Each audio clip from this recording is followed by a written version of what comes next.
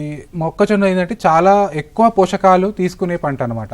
So ఉదాహరణకు 100 కిలోల నత్రజని, మరి 32 కిలోల భాస్వరం, 32 కిలోల పొటాష్నిచ్చే ఎరువులు అనేది ఈ మొక్కజొన్నకి అవసరం పడుతుంటుంది అనమాట. అంటే ఇప్పుడు మనం చెప్పాలంటే మన తెలంగాణ రాష్ట్రంలో అత్యధిక పోషకాలు తీసుకునే పంటగా మిరప ఉంది. మిరప తర్వాత ఈ మొక్కజొన్న కానీ మనం చెప్పవచ్చు. ఈ మొక్కజొన్న ఏంటంటే ఎంత ఎక్కువ ఎరువులు వేస్తే అంత ఎక్కువగా రెస్పాండ్ అవుతుంది. అంటే ఎప్పుడైనా సరే మొక్కజొన్నలో మంచి పోషక యాజమాన్యం మనం చేపట్టవలసి ఉంటుంది. సో దీనికోసం ఏంటంటే మనం డిఏపి ఒక 2 బస్తాలు వేసుకోవాలి.